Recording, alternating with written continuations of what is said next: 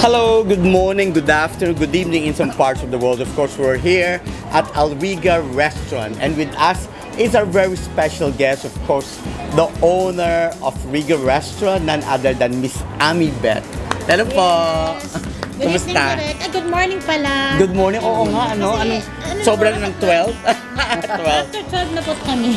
Okay. Sa Dubai. Ganito, sis, parang merong bagong nangyayari sa Alriga. Pero before that, gaano katagal na ba?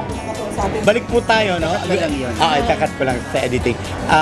Gaano katagal na Miss Ami Beth Bali ang Alriga Restaurant? Tagal na, year 2021. Okay, yung unang-una mo is yung andun sa may Miami building. 5 years na po kami. 5 years, Pinakauna okay. talaga is Miami Ah, building. ah. So, nung nagbukas kami doon, grabe yung doubts noon. Kasi nga, marami kasing nagbukas sa restaurant na yun. Kawawa yung nabagong may-ari nito, magsasara lang din to. And of course, that's 5 years ago. Oo, And kasi- up to now, very strong pa rin naman, yes. Ang ano lang namin Lagi may ngayon, bago. Mm-mm.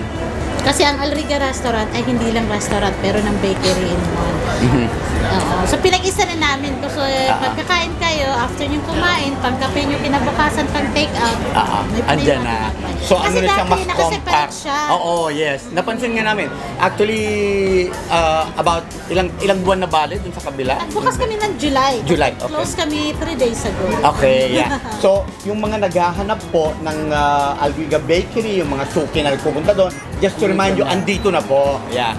Mas ano siya, mas compact, nasa isang lugar na lahat. Isang lugar. At hindi lang yon, merong bago. Ay, opo. Kanina pagbaba ko, naku, ang haba ng Parang pila. sinihan ano. Oo.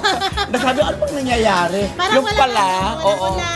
Diyos ko, Oo kahit nga. maulan, Oo. nagpayong Yung sila. pinipilahan nila is yung latest na Ilocanos Empanada Oo. ng Alriga. Ano ba yan, sis? Bakit ba yan pinipilahan? Ano bang bago dyan sa ano? Kasi di ba nagba-viral yan na ano, sabi ko why not try? Eh may mga Ilocano naman kami mga kusinero. Tapos sabi ko, try nga natin to.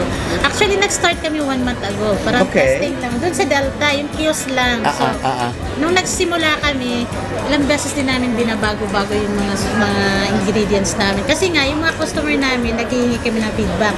Actually, yung Alriga Restaurant kasi, para siyang community na yung mga kumakain, mga kusinero din, mga sila- iba-ibang region. Tapos sila ang nagsasabi sa amin na, Dam, maggawa ka nga ng ganito, magbenta ka ng ganito, tapos ganito yan gagawin. So magkaka-idea, kasi ako Bisaya naman ako, wala naman ako idea sa ano. Tapos yung Sa sinabi- Ilocano cuisine, oo. Sabi ko yung Ilocano, gagawa nga tayo ng Ilocos Empanada, tapos madali lang naman yan, so mag-research ka. Pero kahit mag-research ka sa YouTube or ano, iba talaga yung may nagsasabi sa'yo na ganito gawin yun. Oo, oo. So nung una, first week, ilang beses namin binago yung longganisa. Mas may natatamisan, kasi nga mga Ilocano ayaw pala ng matamis. Pareho lang kami ng taste ng mga Bisaya. Sa iba. So Pampangan nag-a-adjust doon sa ako. matamis eh. Nag-a-adjust. Tapos hanggang sa yung mga gulay, ang dami nilang mga suggestion. Habang bumibili yung mga customer, sila yung nagsasuggest direct. Okay, that's nice. Oo, kasi nga sabi, ay, dagdagan nyo ng ganito, lagyan nyo ng ganito para mas masarap yung loob ng longganisa. Tapos pina-follow namin yan. Tapos pinatanong ni customer, kumusta yung ano? Ay, mas masarap na yan. Hanggang yung kasi di ba dati yung ano napakatigas ng dough namin. Tapos crunchy siya pero matigas ba?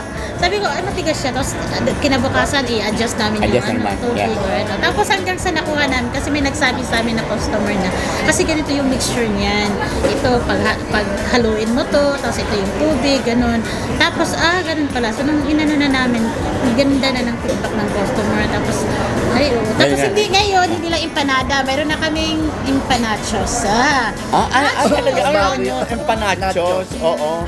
Parang pulutan. Pulutan. Okay. Ang ganda ng feedback. Sa mga umiinom dyan. Tapos meron din kaming Iloco, yung dynamite. Di ba yung dynamite? Tapos may ano siyang empanada na dough. Masarap din yun. At saka meron din kaming tacos na empanada. So ginawa naming tacos ganyan. Yung Ang laki nga kita ko. sarap. Masarap Tikman niya siya. natin ramen. Maya. Oo, sige, tingnan natin. So, ayun pala, kaya pala mahaba ang pila dahil maraming bago. Tapos katabi pa nun is yung shabu-shabu. Shabu-shabu. Oo, yung shabu-shabu naman. Kami ni Rami, minsan kumakain kami niyan, doon pa sa papuntang di ba? Oo. Papuntang Inasal. So meron na dito. Okay. Kasi nga, sabi nila, ba? Gawang Pinoy. Oh, ang shabu-shabu namin, yung sabaw, kaya nyo inumin hanggang, sabi nila direct na, ay gusto namin yung shabu-shabu nyo. Kasi ano siya, yung Pinoy style na shabu-shabu. Oo. Kasi di ba yung... Iba Yung kasi Chinese, yung Chinese. iba, oo. Kasi meron Meron silang siyang spices na medyo nilalagay na strong iba, na, oo. oo. Oo, So, yeah. yung mga ayaw ng mga Pilipino, kasi mahilig sa star anise yung mga Chinese. Tapos Yes. may mga yung szechuan peppercorn nila na medyo pag... Tsaka ano, when it comes to Chinese ha, totohanan, ano lang to ha, pa akin lang ha. Hindi sa totoo lang Ma'am Bet. No? Kasi di ba nauso yung mga betchin, yung mga, medyo pag, when it comes to food the Chinese, hindi ako masyado nakain kahit nung araw. Takot kasi may matatapang yung ingredients nila eh. Yung ano Kasi nila, yung sigurado. spices nila. Kaya minsan para Eh, pero minsan may mga Chinese ka naman boyfriend. Paano daw kumakain? Chinese? iba naman yun. Okay. Isa lang yun, Rami. Isa lang yun. Chinese pa rin yun, di ba? Nagkaroon ng Pilipino, kaisa-isang Pilipino shabu narinig ko dito talaga yan. Oo. Yan talaga ako Masarap ngayon. yung sabaw. Kasi nga yung sabaw niya... Doubt kasi ako sa mga Pilipino, Mas ang ganda ng ng mga feedback direct. Chinese food. Sabi nila, hala, first time kami nagshabu-shabu na... Filipino na taste. nauubos namin yung ano. Kasi yung sabaw talaga, True. yung base pa lang ng sabaw, Filipino yung ano namin. Base, ayaw mo magpalagay ng peanut sauce, ayaw mo magpalagay ng mga True. manghang. Tapos mga Pilipino ayaw ng mga coriander, yung mga ganun. Kasi masyadong strong siya. Pero i-try nyo lang yung ano, tag 2 dirhams per steak kasi nga, alam mo, mahirap yung buhay ngayon. So, Ay, oo, makabili ka lang alam mo nalaman. yung ano, malaki yung cup namin, 10 dirhams. Kasi di ba, 5 minimum. May ano pa yun ha? May Yung plus 1, di ba? 5 plus 1. Pag kumain kayo ng kahit dalawa kayo, yung sabaw, ang sarap na. So there you are, ladies and gentlemen, kung gusto nyo matikman ang original Pinoy shabu-shabu, dito lang yan sa Alviga. And of course, empanada, empanachos, ano pa siya? Dynamite, and all the rest. Yes. And more to come. At saka yan, meron pa Hindi napansin ko kay padating. Ma'am Bet kasi kagaya kayo, meron namang crisis. Pag may crisis, dyan magaling si Ma'am Bet. Lagi niya tinitingnan yung ano ba yung kakayanan ng Pilipino maglabas ng pera, hanggang ano lang yung kaya niyang ilabas. Doon siya nagbabase ngayon.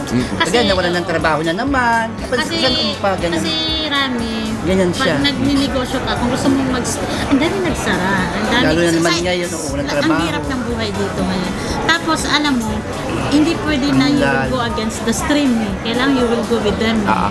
With the Sasabay flow, ka sa ika agos nga. ng Yun, yung tubig. napansin ko. Yes. So, iisipin mo, ano kayang ano, Si Rami, walang takot sa lalaki yan. Oh, At kuya, ito pa, meron pa ako na kay Ma'am Bet. Ano? Nagpakain pa na kayo sa Satwa? Kayo ba yun? Oo! Oo, ang dami. Nagpakain sa mga 50 pack katao for na 1 week. for 1 week nagpakain sabi ko, ako pupunta tayo para makipila rin doon.